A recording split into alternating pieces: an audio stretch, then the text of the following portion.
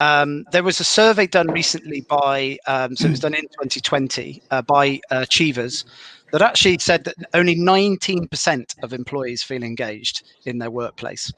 I mean, that's staggeringly low, and I'm just wondering, will that have dropped even further now in light of the coronavirus and the move to sort of remote working?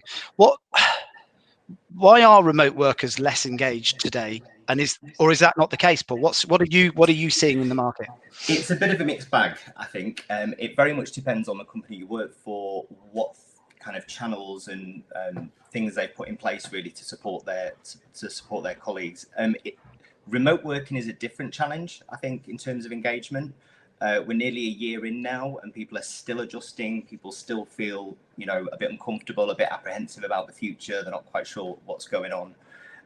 You've removed the coffee machine conversations, that face-to-face kind of interaction. We're all human beings. We all love, seeing people and speaking to people.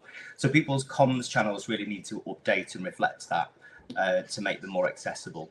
It's funny you should mention the Achievers. We did a blog recently on our website, and we quoted a Harvard business study that said 2/3 of remote workers are not engaged, and they're not receiving the face-to-face time with their managers and their leaders, and that's impacting that engagement.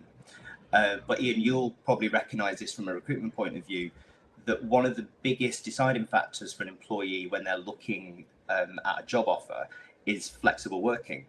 And there's kind of a magic number apparently between 60 to 70% of people looking for a job want to work flexibly and work from home, but have that ability to go into the office and interact.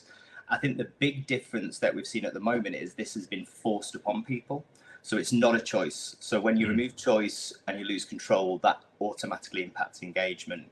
And really companies need to step up and make sure that they've got the tools, the techniques, and they're having a conversation with people, even though they're not in the office.